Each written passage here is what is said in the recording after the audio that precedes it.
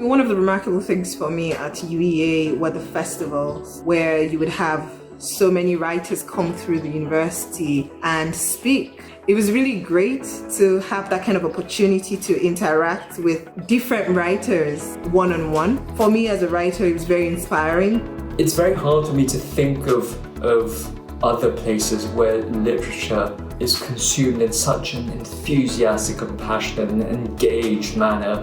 It was very moving to come back to what I consider, one of my home audiences. It's my pleasure to introduce Tash Al. You can see how people have absorbed your work and have engaged with it, and ultimately that's why we write. We write to be heard by other people, and to have those echoes rebound at a festival, I think is really important. The great thing about the UEA Literary Festival is you get such amazing audiences. It's a whole lecture theatre of students and from people in the town.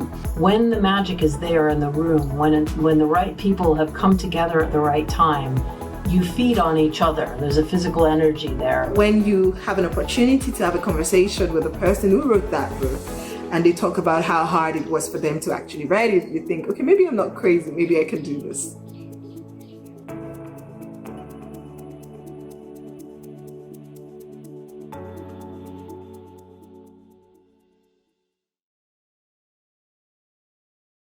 Good evening. This is a UEA live event in celebration of CW50, 50 years of creative writing at UEA. My name is Henry Sutton and I'm Director of Creative Writing at UEA.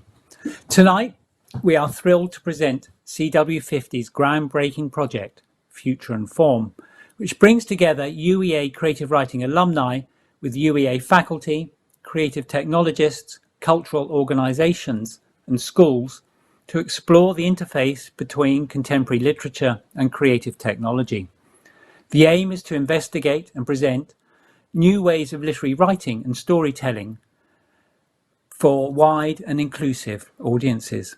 This evening, we'll hear from 5 of the 6 project authors who are also graduates of UEA's creative writing programme. Simply, if that's quite the right word, we task them to explore where writing might be going in the next 50 years and how people might engage with it. What you'll see and hear this evening is something of a sneak preview, as the results, or let's call them installations, will be on show for the first time virtually and some physically during the Norfolk and Norwich Festival in May. We'll also meet the project's executive digital producer, Tim Wright, who will elaborate on working with the writers and our creative digital partners in this highly innovative and exciting landmark project, which is generously supported by Arts Council England. Now to introduce the panel, Ayobami Adebayo is a graduate of UEA's MA in Prose Fiction, where she was awarded the International Bursary in 2017.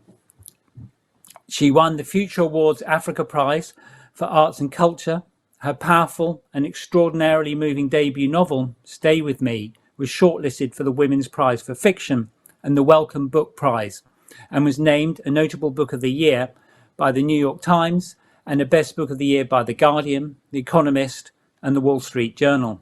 Ayobami was born in Lagos, Nigeria, and this is where she is speaking to us from this evening. Mona Arshi trained as a lawyer and worked for Liberty, the human rights organisation, for several years. She increasingly turned to poetry and in 2011 received an MA in creative writing poetry from UEA. She has been a prize winner in the Magma, Troubadour and Manchester creative writing competitions. Mona's debut collection, Small Hands, won the Felix Dennis Prize for Best First Collection at the Forward Prizes for Poetry in 2015. Her second collection, Dear Big Gods, published in 2019, continues the lyrical exploration of the aftershocks of grief with an overarching commitment to hope and a studied and startling approach to the natural world. Her debut novel, Somebody Loves You, will be out in the autumn. Imogen Hermes Gower studied archaeology, anthropology and art history at UEA before going on to work in museums. She began to write fiction inspired by the artefacts she worked with and in 2013 won the Malcolm Bradbury Memorial Scholarship to study for an MA in creative writing prose fiction at UEA. The Mermaid and Mrs Hancock, a work of historical fiction, was a finalist in the 2015 Miss Lexia First Novel Competition, and in 2018, the year after Eobami, was shortlisted for the Women's Prize for Fiction and longlisted for the Desmond Elliott Prize. It is an international bestseller. Mitch Johnson is a UEA BA English Literature and Creative Writing graduate and award-winning writer of children's books. His debut novel, Kick, was endorsed by Amnesty International UK for its portrayal of children's rights and has been translated into multiple languages. In 2018, Kick won the Branford Boze Award, a prize given to the most promising children's book by a debut author. Mitch's second novel, Pop, about corporate greed, plastic pollution, and a girl who finds the secret recipe to the world's most popular fizzy drink, I kid you not, will be published in May. James Mcdermott graduated from UEA in 2016 with an MA in script writing. He trained with the Royal Court Writers Group and Soho Theatre's Writers Lab. His published plays include Rubber Ring and Time and Tide, which was nominated for Best New Play at the Offies. He is currently writing new plays for Norwich Playhouse, Mercury Theatre Colchester and UEA. James's debut poetry collection, Manatomy, was published in 2020. He was shortlisted for Outspoken's Performance Poetry Prize in 2020. And finally, let me introduce you to the project's digital wizard, Tim Wright. Tim is a writer, cross-platform producer, interactive consultant and lecturer who's worked at the cutting edge of digital media since 1994. He was the director of two successful dot-com entertainment startups in the 1990s, NoHo Digital and XPT. His writing credits include two BAFTA-winning interactive projects, Mind Gym and Online Caroline. He led the creative producing for digital platforms diploma course at the National Film and TV School, and in 2018 became the school's first acting head of immersive, helping to launch the National Centre for Immersive Storytelling. I'm now going to hand over to the authors individually to introduce their works. We'll see and hear a little of a couple of the projects. We'll then regroup for a conversation, and then there'll be time for Q&A, so do please think of some questions as we go along. So first, let's hear from Eobami and how you've been getting along with Future and Form and your project Provenance. Thank you, Henry. Good evening, everyone. So Provenance began for me when I was in Norwich, but I'll go back a little bit before coming to that. When you walk into many major museums in the world, whether the museum is in Amsterdam, New York, London, or Norwich, usually have these collections that are usually designated under Africa, Asia, Oceania. Many times that's the designation they're given. And when you approach an object in that designation, you see the title card, the provenance. Often it will tell you where the object is from. So for instance, it could say this is from the Yoruba people of West Africa. What is often erased in that provenance, in that card, is the brutal history that's many of the objects that reside in these museums. And that's what Provenance is trying to do, is to imagine and chart an alternate history that is closer to the historical realities that by these have traveled from all over the continent of Africa and across, say, Nigeria to museums all over the world. This particular that I'm working with is the Ere Ibeji. So it's connected to the story of a family and how that family's life intersects with history. and particularly Nigeria's history. So it begins in the 1800s and ends up in present day Norwich. So it begins in the 1800s in Nigeria and sort of follows the um, journey and trajectory of this object as it passes through this family and becomes lost to the family. And then if some kind of reunion then happens. So the images you're looking at are from the film shoot for this project. So it's a combination of several things. There's a film component, and there's also original art that has been commissioned from a Nigerian called Osazia Madison, who is reimagining for us 1800s Benin Empire. So that's where I'm going to stop for now. Thank you, Henry. Barmy, thank you very much. And just to add to that, Barmy's been working with Mutiny Projects on this, who are our digital creative partners for a number of the projects. So thank you, Barmy. Let's go to Mona and hear how you've been getting on with your project, Shifting Lines.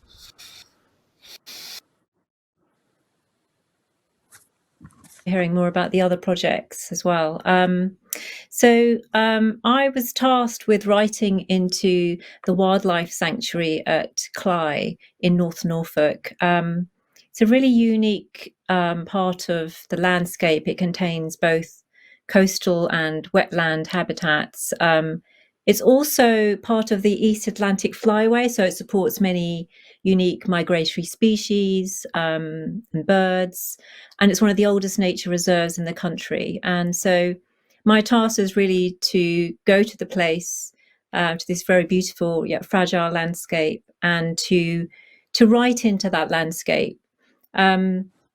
So I suppose it's important to say that because this is very much place-based project, it was important to go there. And then, of course, we were in COVID times. So a lot of the project at the beginning was thinking about the project and how sort of setting out the parameters, the kind of the ethical parameters and the philosophy of the project, and also trying to understand how quite the fragile lyric poems, how they could sit in a digital space and not be overwhelmed by the technology, and how we were going to do that. So learning about the tech that might be used and how the poems might be discovered in that world.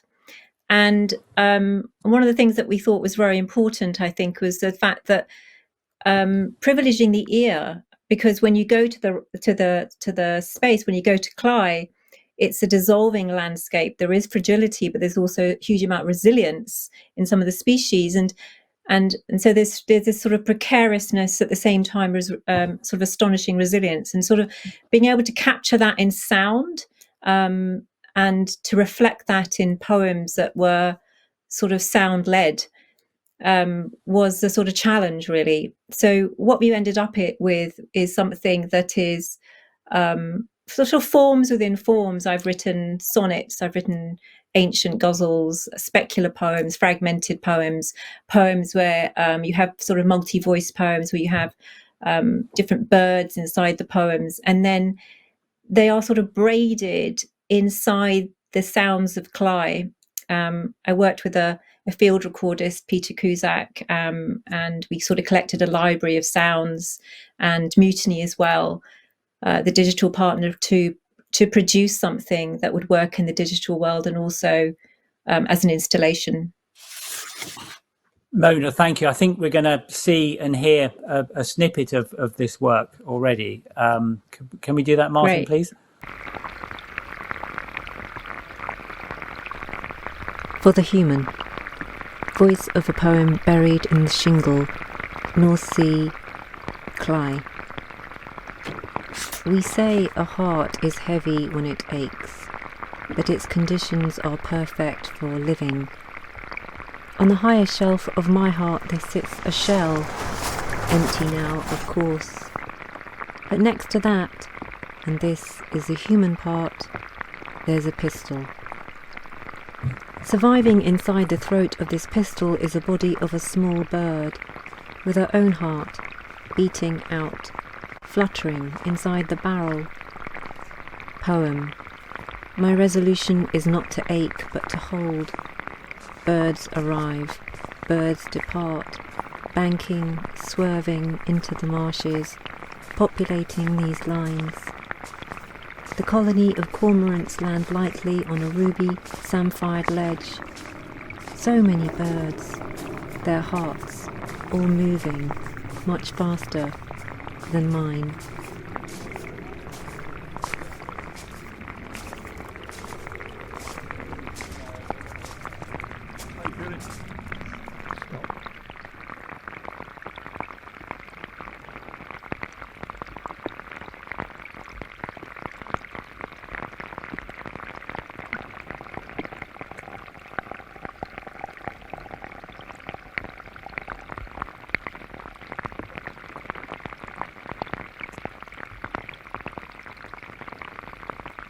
Thank you, Mona. Thank you. That was a beautiful rendering, sonnet for the human. We will hear more how you progressed that, and indeed how you work with Mutiny, the tech partners, and indeed Peter Cusack, the sound artist. We will now go to Imogen Hermes Gower, who will talk a little bit about her project. Eleanor, Imogen, over to you, please. Hi. So when I joined this project, I had a few ideas in mind, but I had been paired with Norwich Castle Museum, and it turned out they were quite interested in going in a particular direction that really surprised me. And they said, we have these human remains that we would like to display in our castle keep, and we think that they belong to a woman called Lady Eleanor Talbot, who lived in the 15th century. And I'd never heard of her, but I went away, looked her up. She had allegedly had this secret marriage to Edward IV, which, if it really happened, would have justified Richard III taking the throne from him, and would also have made his children, the princes in the Tower and Elizabeth of York, illegitimate, which would make the whole Tudor line illegitimate. So even though she was an absolutely unknown person to me, she actually holds this incredibly important pivot point in history. And I initially thought, well, this will be really straightforward.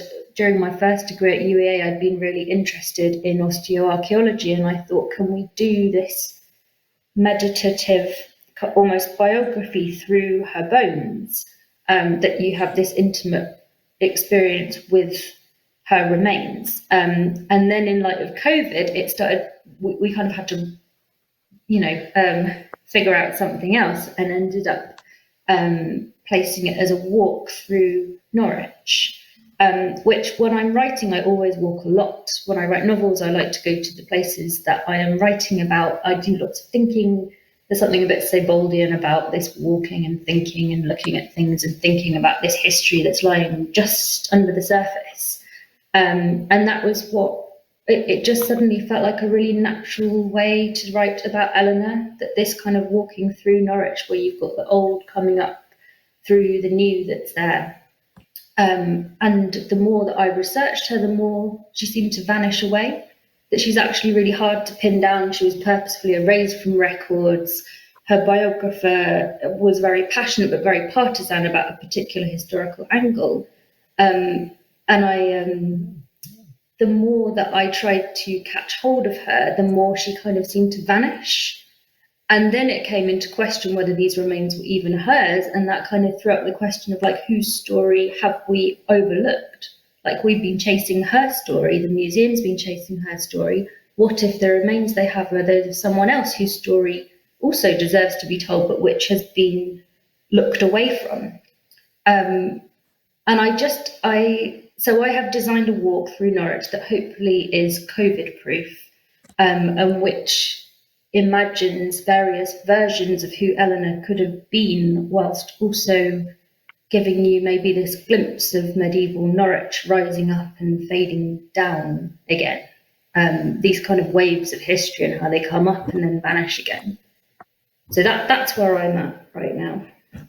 Thank you, Imogen, and perhaps to just explain a bit more that the access to Imogen's story here will be via a mobile device, where the story will appear in versions of augmented reality with audio as well. And I think we're just going to hear a little bit of the audio that the production. Our production partners Mutiny commissioned from Jean-Pierre Raciel, who used to be in the band Jar Wobble, but the music he's created for you, Imogen, and for the project perhaps might not suggest his previous foray into the music scene. Anyway, I think we're going to listen to a little bit now.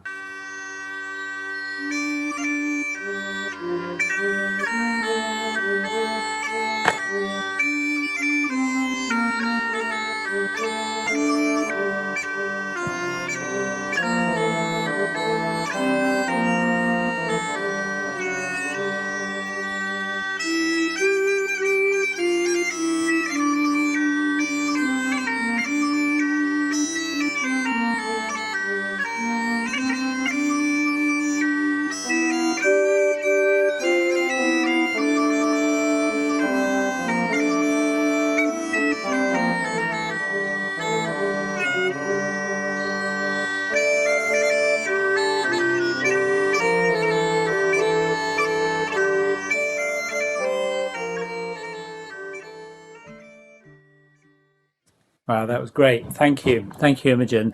We're now going to go to Mitch Johnson. Mitch, can you tell us a little bit about the Living Book, please? Your project. Thanks, Henry. Good evening, everybody. Yes, so the Living Book is looking ahead to the next 50 years with a particular focus on climate change. And the launch point for this project is a provocation piece that I wrote encouraging school children across Norfolk to imagine two distinct future scenarios, ruin on one hand or climate collapse, and on the other regeneration or a kind of green revolution. And the pieces that these young people produced, which range from stories, descriptive vignettes, diary entries, newspaper articles, letters to past and future generations, posters, all of these are being used to create an immersive 360 virtual reality video and accompanying soundscape, which has been put together by the digital partners Guildhall Live Events. And within this Imaginarium, users can explore different locations on an island. So we have a forest location, a cityscape, the coast, an agricultural setting, industrial, and we also have a kind of Arctic tundra wilderness as well. And what users can do is they can adjust the temperature of the environment and witness either the kind of destructive effects of climate change or, on the other hand, a kind of environmental regeneration. And hopefully this will be available to experience with a virtual reality headset at the forum in Norwich, if we are allowed to go ahead with that, kind of pending the restrictions. Otherwise, it will be accessible via tablets or phones or computers as a 360 video. And one thing that really struck me when we were putting this together or reading the pieces that the children had produced was the kind of the clamour to be heard on this issue of climate change. So I think the finished product will be a really vivid and affecting piece. Mitch, thank you very much for describing that so clearly. I think we'll all talk about what COVID has meant to the project and how we've progressed with it in a little bit. But let's just hear from James Mcdermott, please, and your project Senseless, which I hope you don't mind me saying so. I'm not entirely sure it is that suitable for children, James. No, so it follows a couple called Adam and Eve who meet each other online on dating apps during a near future imagined pandemic, a lockdown that's caused by a digital virus. And this couple try and fall in love and try and express their love for each other during this time of that digital virus, where if you catch it, it causes your body to shut down. you lose all your senses and you lose the ability to create anything. And it's about how this couple go around in love, seeing each other, dating, sleeping together at a time when all their relationships have to be conducted online. And catching this virus could cause you an inability to express yourself. So the project is being made with UEA, with Norwich Theatre, and with Guildhall Live Events as well. We wanted to explore the effect of advancing technology on humans and their relationships, on human creativity, and how we go about expressing ourselves. And I think the thing that was really underneath the idea for me was that idea of being there and not there in a theatre. So, for instance, Macbeth is there, but it's also an actor playing Macbeth. And in the digital age, we're kind of there on dating apps, we're there on social media, but our bodies aren't there at all. So the play is an exploration of that there and not there-ness of being a person in the digital age, really. Yeah, and those photographs you've seen there are some of the digital backdrops for the set that has been made by designers at Guildhall. Thank you, James. And this work will be available to stream and on live. We'll be filming in COVID secure ways in April to relay in May. But I'd now like to bring in Tim, if that's okay. Tim, can you please just elaborate a little bit on your thinking around technology and writing and how you see the two ideas, the two forms coming together, and specifically coming together within this project? Yes, thanks, Henry. Yeah, I just want to start by giving a big shout out to our two digital production partners, Guildhall Live Events and Mutiny, because they have really. I've worked out that there's across the piece probably over 100 different practitioners and artists walking across all kinds of disciplines across these works. So it truly is a rather tremendous example of interdisciplinary sort of cooperation. So I think that's probably one of the things to highlight generally is that we wanted to ask the question initially, well, what's writing and going to be like in 50 years' time, and what's a writer's life going to be like, and what their practice, and what's going to happen to their works.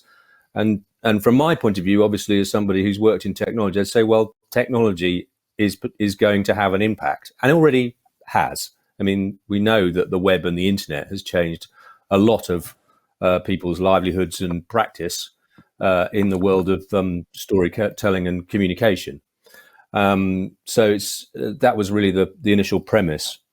And so the interest has been about what happens to a writer when you have to confront these new forms of production and distribution and consumption.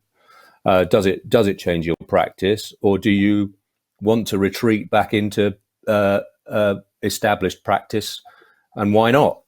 So that it's an experiment from the get-go as to how far a writer wants to go, and we hope that every writer's had a chance to go where they will, with the exception of meeting the venue partners and the digital partners halfway in terms of the discussion about the work and what's possible. So obviously we can't build something that's 50 years in the future. We don't know what that's going to be like. We don't even know what it's going to be like in 5 years' time, frankly. But each of these projects, I just want to very quickly run through some of the things that are going on that haven't been mentioned by the writers, but are technologically really, really interesting. Ayobami's piece is actually a story that's going to take place in Dragon Hall across 3 screens simultaneously with a live actor. So that's a challenge for the audience as much as the author, to think about where your attention lies at any point in the project, and to write for 3 screens in a live performance, essentially 4 screens, is a real challenge and a very interesting one. And we live in a world of multiple screens, so that is something that's coming down the pipe. With Mona, of course, there's going to be an installation at Cly, and one of the things you may not have noticed about the poem there is that we're talking about poems that will that the media, the audio and the visuals, and the whole experience will be different each time you experience, based on data coming into that space, which is environmental data. So the idea is that the work continues to sort of erode and augment over time based on information coming in. And that idea of digital media that changes over time so that no one has the same experience is a very interesting concept.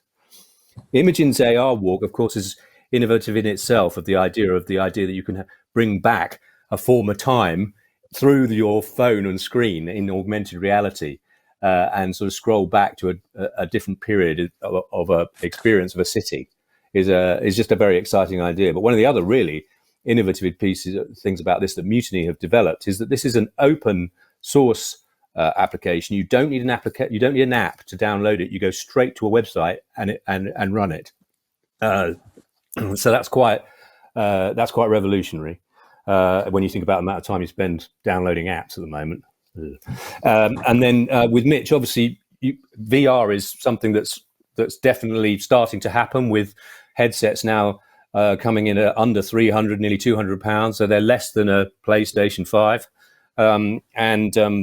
So they are becoming more affordable and accessible for people in their homes as an entertainment platform and also as a storytelling platform. And the whole idea of social VR and participation VR, where everybody gets to make a part of the world and world building.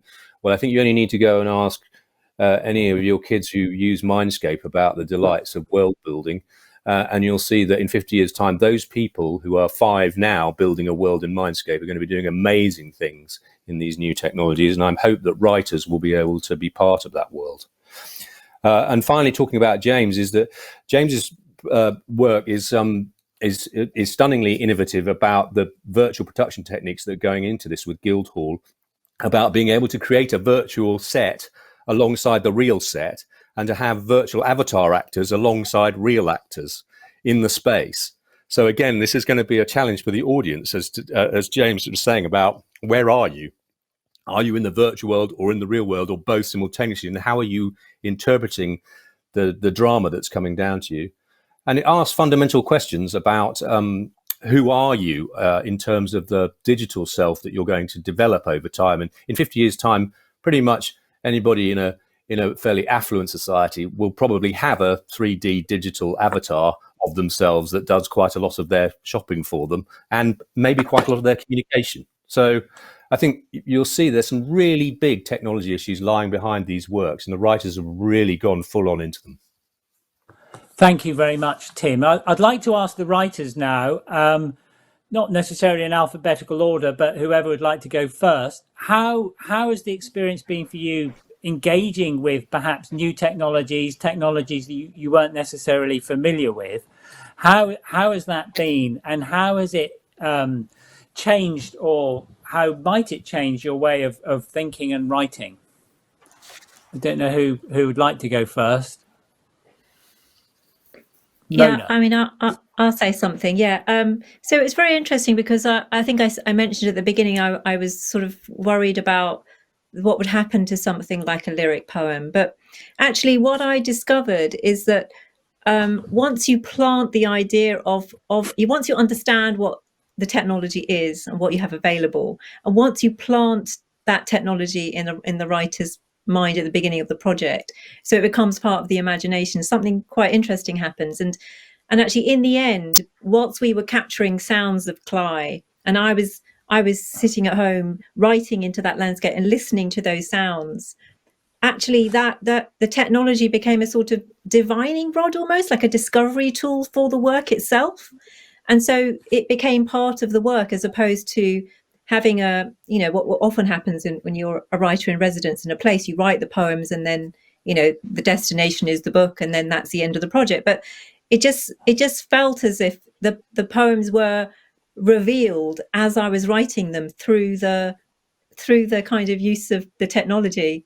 I don't know if everybody else sort of felt that, but that's I think the part that I was quite surprised about, in terms of how my practice changed while I was writing the poems. I see Obami nodding. Are you able to come in on this, Obami? Yes, I had a similar experience collaborating with Mutiny on this. And I had a couple of different ideas that I thought would be suitable for the project. And before I eventually settled in on this one, I remember that one of the things that we decided that I should do was to do a soundscape of Lagos, which is where I'm living now. And I remember coming back to the house and just listening to that for a while. None of that makes it to what I've done, but what does make it into what I've done is the sound of the soundscape of a womb. So it's been an interesting process of discovery from interacting with the technology to listening in some way for the story that is suited for it, and also realizing how much the options that are available make possible for your storytelling. The other thing I had to think about, which is team is mentioned, is how I'm thinking more about the audience that I would say if I was working on a novel. If I was working on a novel, I sort of want to get to the end before I'm thinking about the audience. But with this project, I had to constantly be thinking about how everybody going to interact with this, particularly because there's so much going on at the same time. They have 3 screens to engage with simultaneously. And how do I make all of this coherent in some way and at the same time immersive for someone who's in the audience? Because what could then happen is that gets so overwhelming that you just space out. So yeah, it's been very illuminating, actually. Thank you, Ayobani.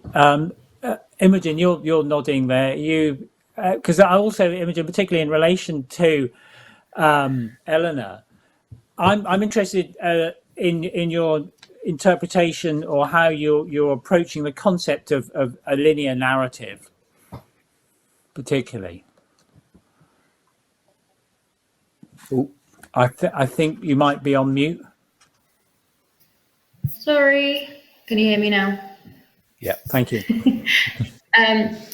Yeah, that was something that really surprised me about this project, was that it made me conscious of the linearity of writing fiction, which is obvious when you think about it. Like, you start at the beginning and you move chronologically to the end, and there is one way you can read a book. You start, like, you cannot experience 2 stories at the same time. You cannot have these 2 ideas presented simultaneously. Every idea is spread out in a particular order. And to work with augmented reality gave me the possibility for storylines to separate. And like Mona was saying, it really felt like the landscape or the kind of psychogeography was invading my writing a lot more than I expected. That I started writing for place and to think about, what will people see here? What will they be thinking? How will that boost the fiction that I'm writing for them? But also it made me conscious that as a writer, you make choices all the time. Like, people say, it's creative, you can make anything happen. Actually, after a certain point, you can't. Like, when I think part of novel writing, first, it's having loads of ideas and making everything up and making up these characters. But actually, after a point, you start narrowing it down, and you have a lot of thought about, is this helping the story? What does this scene or this person do to move my plot along? And you start cutting loads of stuff out. And actually, writing Eleanor made me really alert to what, as a writer, I would have snipped out as like dead wood because it wasn't moving my story in the direction I wanted it to. And I think in terms of biography, you do that as well. You kind of streamline a life and you direct it towards the argument that you want to make, as much as you might be trying to faithfully represent who this person was. You make these creative choices all the time. And to be aware of how Eleanor particularly has been overlooked by history or co-opted to argue a certain political point, and how her biographer has presented certain events in her life as really tragic, whereas actually there are more feminist interpretations, say, of her taking holy orders, that actually say this was incredibly liberating for her, that we can read her life in different ways, even when we're trying to be faithful to it. So then, as a creative writer, as a writer of fiction, what responsibility do I or don't I have to these fighting truths? Sorry, I just talked a lot. I'm really sorry. No, it was very, very insightful and informative. Thank you, Imogen. Mitch, as a novelist, your project doesn't also follow a strict sort of linear storytelling, natural novel way, if such a thing exists. I mean, you're working in a completely different creative field. How's that been? At the start, I think I was a little bit wary about what the technology would mean for the writing process. But actually, I think there are some similarities in the sense that with this island that we're creating, you're essentially world building, but it's visible to other people. It's not just in your mind or kind of down in as words on a page. And in a way, I think what helped me to conceptualize what we were doing was to think of it in terms of those stories that you may have read when you're younger, where you choose your own ending. You kind of, if you want to choose this option, you go to this page. If you want to choose this option, you go to another page. And that's the kind of, I suppose, the creative freedom that's being handed over to the user. They decide which location they go to and whether they kind of ruin it by increasing the temperature, or whether they, look at the kind of the greener picture. So it was similar in some respects, but very different in others. I think that actually the amount of writing I did was very limited to this initial provocation piece, and then it's been kind of handed over to the school children to create all the content that we can then develop themes from, and the visuals and the soundscape as well. And I think when you write a novel, you do lots of the work on your own before you kind of join it with a wider creative team to turn it into a published book. Whereas this felt like the exact opposite, where you kind of have done pretty much no work on the idea yourself, and then you've got this wide creative team, and you're all trying to work together to create this vision. So yeah, it was unsettling at times, but then thrilling and familiar at other times as well.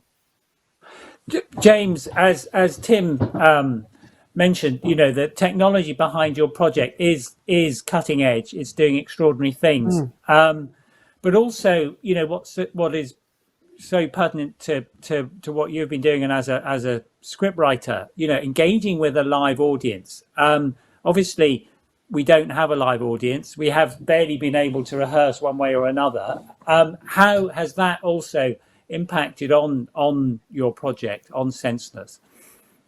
Yeah, well, first and foremost, in terms of the process, I think working with so much technology has challenged everything that I think of as fundamental to playwriting. That idea that writing for one very specific place, which is what theatre can do so well, because you've got humans trapped in a room together. Writing digital places, writing in anywhere and everywhere, that's really shaken that idea for me. As a playwright as well, you're writing for bodies in space and time. As Tim said, I'm working with digital characters, digital avatars. So that's being rewritten as well through the process. And the fundamental tool you've got is dialogue. And within the story of the play, dialogue is destroyed by this digital virus. And thinking about how we're going to communicate in the future, that might be mainly typed communication as opposed to spoken communication. So cutting dialogue from lots of the play is something that's happened a lot as well. So I think that's how that process has changed. In terms of the live audience, I'm normally so conscious about mapping energy in a room as a playwright. I'm trying to create a live event for bodies in space and time. As you say, because I'm writing for a live stream, that's a very, very different toolkit, a very, very different sense of trying to create an atmosphere. It's been a really, really hard element of the process. If I'm not using jokes and energy and speed and punctuation and a plot to kind of create energy in a room, thinking how I can do that on a live stream has been quite difficult. Yeah. Thank you. And also, of course,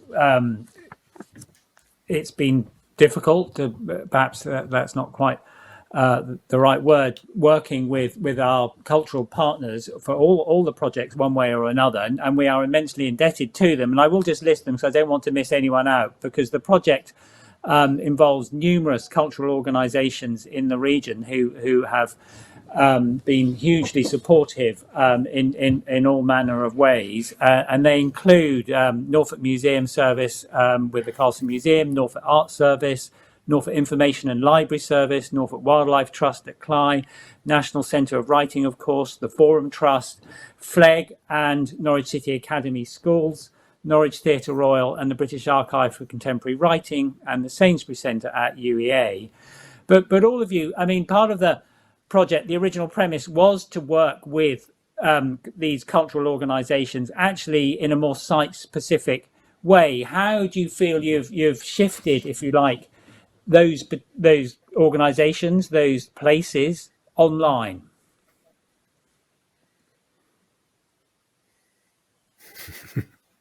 Right. I'd say something about that. Let's move to the executive team. I will just obviously that has been an issue. It was, the fact that we're still going to be out there in May is with these works is a triumph in itself, and exciting, and it should be a celebration of the work that audiences will get access to at least 3 works in physical spaces as well as the online. But I think it's actually, you always have to look at these problems as an opportunity, which is to say, if you wanted, if one vision of the future when we started, which was before COVID struck, would be about a world in which a pandemic struck, and that if you imagined trying to cope with what's been going on without the internet, it would be really, really difficult, right? So as much as we all say we can't stand staring at our screens and being on these Zooms for hours and hours, if you didn't have them, then the modes of communication that will be left to you, well, it might be interesting that they would be only local and maybe only telephones, but it would be very, very different. So just in that point about how online has changed the way we relate to people already, and the web is only 25 years old, right? So to think that in 50 years' time, what new forms of technology are going to come along. So it's good that we have the opportunity to explore how to present something in the real world as a physical installation, but also have to think about how to present it to the online world. And also, let's be fair, in the online world, we have the opportunity to reach audiences who we might otherwise not reach, international audiences. We're hoping that a number of, lots of people in Lagos will have access to Ayobami's work being performed, that was performed in Norwich. That's brilliant, right? That we hopefully, we'll get quite a broad demographic. We talked a lot with James's project about how going to the theatre was quite intimidating for young people, and also rather expensive in terms of travel to get there, and was usually on at a rather an odd time of sort of 7 p.m. when you didn't really want to go there.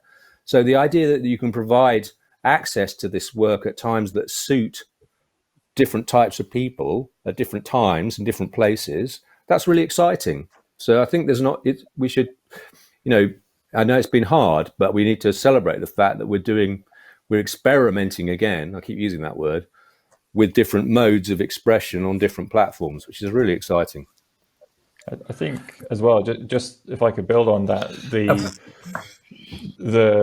lockdowns that we've kind of gone through forced me to embrace the technological side of the project a lot more. I think if we'd been in a physical location from the start, I probably would have used those familiar things as someone who's not particularly technologically fluent as a bit of a crutch. And so having not got the option of doing that, I really feel like I've embraced the technology within the project, even if it would have been in person and it would have been a VR experience, which would have been new to me. I still would have been in a library, which for me is a kind of safe physical space that's very familiar. But yeah, so I kind of agree. It has created new possibilities as well. Yeah, it's made me think also about how you can put heritage outside of a museum in terms of my project.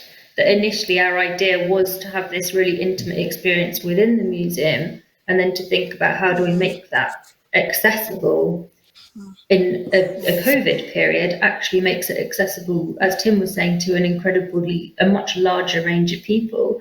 But also, once I started not thinking about sitting in a room with some human remains and started thinking about where can I seed this history through the city, where does it still exist? Suddenly you realise everyone's walking around it all the time. It just busts it out of that dryness a bit and makes you aware of just other ways that you can experience that kind of history. And I hope it would encourage other people to have a different relationship with it as well.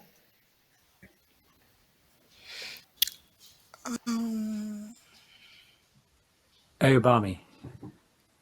Yes, I do think that for me also moving from text to screen was definitely made much easier by the fact that I was then locked in a room with screens all the time. And I remember that when when we were in, we would always be on Zoom and we would have at least 2 or 3 screens. And that made it easier for me to make that transition and to imagine the story I was trying to tell into strands that will play out on different screens. Because initially I approached it sort of the way I would approach like a regular script, and was thinking of just one screen and one mode of interaction. But then all those meetings and was sort of locked in the Zoom rooms, and it sort of became clear to me that that was possible. That became clear in a more tangible way because I was forced to interact in that way because of COVID. Thank you. So could I summarize by saying then that actually the situation we've found ourselves in since the project began last April, nearly a year ago, we've had to deal with an extraordinary fast changing world and with incredible restrictions and lockdowns. Has it actually enhanced the project, would you say?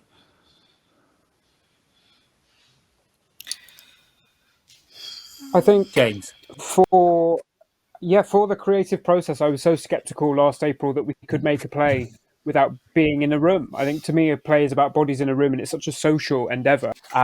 But with instantly everything going on Zoom, all traveling time was reduced. People who normally couldn't travel down to rehearsal could be there all the time.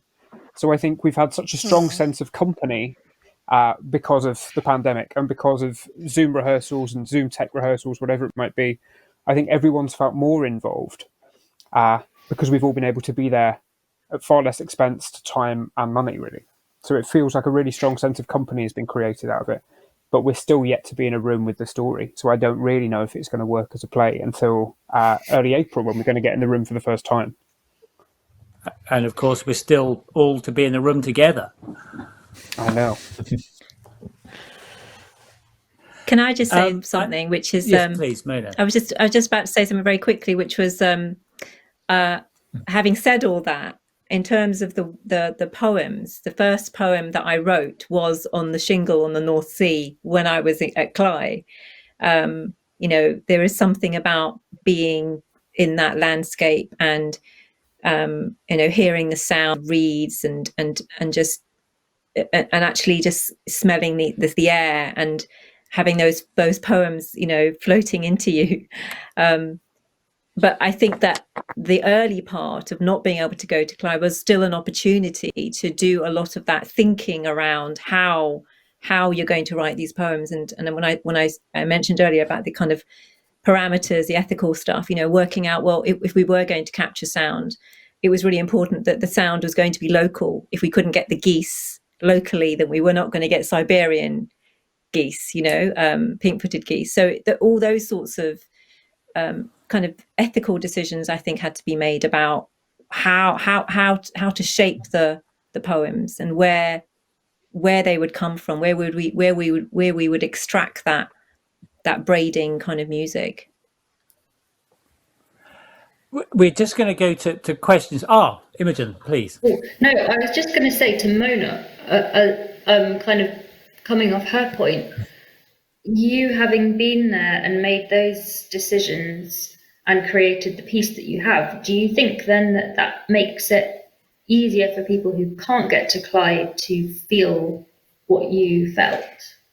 Yeah, I mean that's the other really important point, because one thing that we've discussed over the last year in terms of the impact of COVID is the inequalities of access to nature, actually, and to landscape. So, I mean, there was a really interesting survey that the RSPB did a few months ago about how there'd been like a 69% increase of hits into their website, just looking for people looking up for birds and bird sounds and wanting to sort of this curiosity that had been kindled. And so to write into that feels really important as well. So absolutely, I agree with that. That's wonderful. That's lovely. Thank you. We're running out of time. We will just have a couple of questions from the audience. So thank you, audience, for supplying these. Some really great questions here. And I will begin with, do you think these technologically assisted forms will increase access to literature? A hugely important question about engagement, of course. One of the things that excites me about the living book and working on that project was that there are hundreds of submissions that are being used to inform this finished piece, and so it kind of gives you hope that writing can be democratized in a different way, and that, you know, potentially hundreds or thousands of people can contribute to a project. And I'm not sure whether Tim will be able to probably answer this. In the future, AI will be more sophisticated to a point that it could, you know, take all these different inputs and produce a coherent story or virtual reality experience. And so you could have essentially an unlimited number of contributors from around the world to create a much more involved and well-rounded piece. So I think from that point of view, in terms of creating fiction and in terms of writing in the future, creativity in general, potentially there's the option of it being opened up to more people than is currently the case. Can I just just say that you've just reminded me that we've got a sixth project with Tash Orr that he couldn't be here tonight, but that work is about there is a use of machine learning that the user of it's basically taking a short piece that he starts the provocation of writing a scene, asks you a bit like with Mitch to make decisions about what the characters are feeling or need to do next. But the trick is that also there's machine learning used to create the imagery of what you've written from. So it's based in Hong Kong. It creates an imaginary Hong Kong that is a decision by the AI based on analysis of thousands of different images of Hong Kong on the internet to decide what your Hong Kong looks like based on your writing. So AI is not going to be just about bots being able to write novels. It's going to be bots being able to generate the scenery and the pictures and the sets as well. So it's very challenging for writers, that I think, about the collaboration between the reader, the writer, and the machine. The three things in tandem is going to be very interesting. Thank you for bringing in Tash there, Tim. Tash is also working with Norfolk Information and Library Service and the British Archive for Contemporary Writing and Guildhall Live Events for that particular project, which will, of course, be live and available to you all in May. Another question now, which spins this around, actually, it's a brilliant question. How can a creative writer explore the new things you have learned without funding or a digital partner? Do you have simple try this at home tips? That's a great question. I'm not sure who can answer that one. Tim, probably, but. Well, does anyone else want to have a go? Leave it to you. I've got some tips. I have got some tips. Look, so, there is a lot of free stuff out there for you to go and play with. So I did a walk across Scotland 10 years ago now, following the trail of Robert Louis Stevenson's Kidnapped. and I just took a laptop and 2 phones, and I live blogged the whole way on. That cost me the price of the blogging software, which was £12 a month. Social media platforms that were free. I had one little flick camera. I think it cost me about 80 quid. And then I used free Wi-Fi at any of the places I walked past to publish. And I was out there for a month. So, and then as I published, people who were reading along with me and following it, I posted videos and text, could then contribute on the comments page and tell me where to go as well, saying, oh, you should go down that path. So that so you could experiment with the social part of it as well. So the whole thing didn't cost very much at all, except that you have to have the bravery to sort of like just pick up software and play with it. So that you find and try and have a go. And then the second tip is play games. Is we haven't talked about games playing very much, and games culture is like so big, and that for the generations coming behind, people like me who are quite old now, is they are avid game players, and they have access to amazing technology in the form of PlayStations and Xboxes and stuff. But also, that even younger people have access to things like I mentioned Minecraft and another great games environment, Roblox, that you can sign up to for free and hang out in and world build and collaborate and play. So that's a space you could go to and just start working out things around interaction, co-creation, participation, branching narrative. They're all in there and they're all free. So you just got to make the time. Thank you, Tim. I don't know whether anyone else has any handy tips.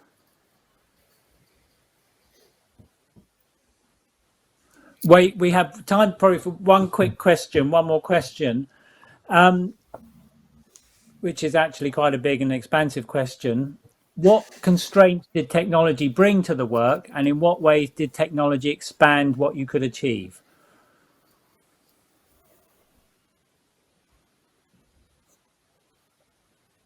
Who would like to go first?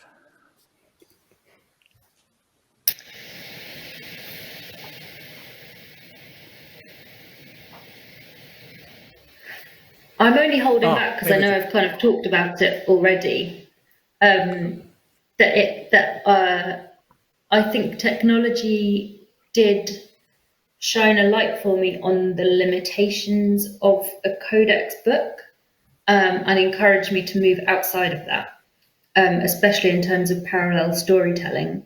I think also, as Ayobami said, it made me consider my audience more, that when you're writing a book, you don't think about who's going to read it, you just put your head down and you create this thing. Whereas actually when you're interacting with people who might be building it for you, or who are creating artwork, or who know better than you about how to guide it to create it, the thing that you want to create, actually suddenly you have this synergy of other people's ideas and perspectives on it.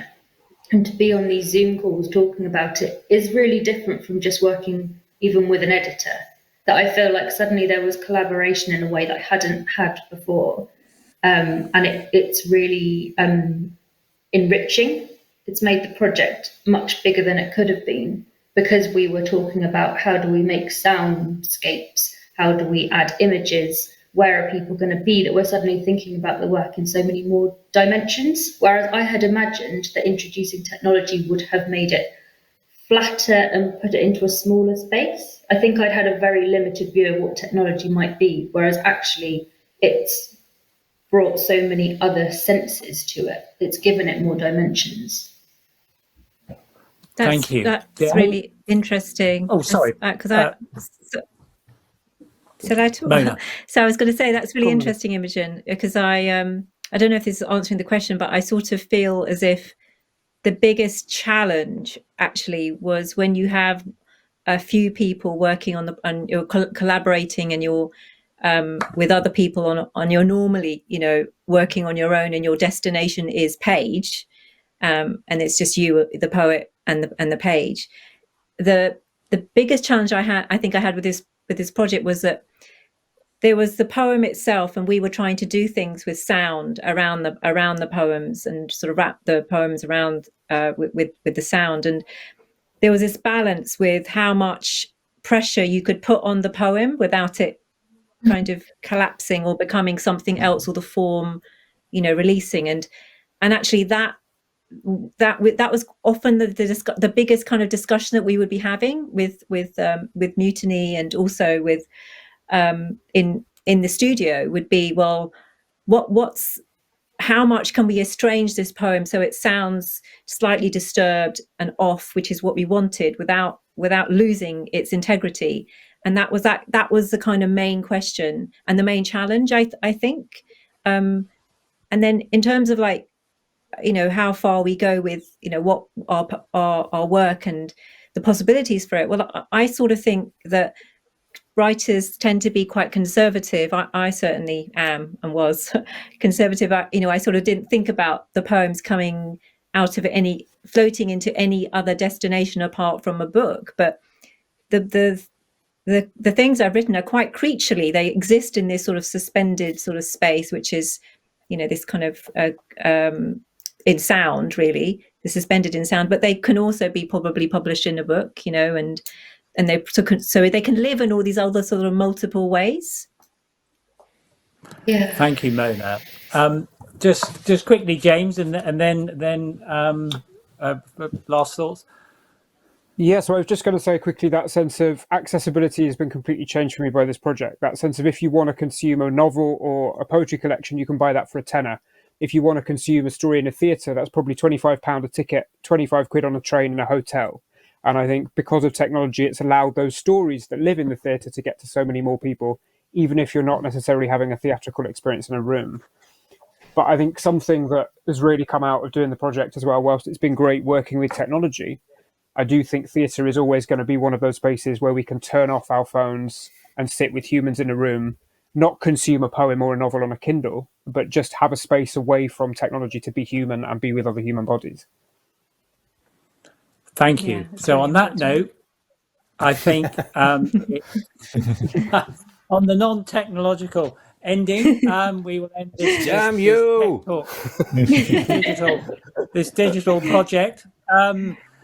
Thank you very much, everyone. A huge thanks to Barmy, to Mona, to Imogen, Mitch, James and Tim, and of course Molly Taylor and the brilliant UEA Live team.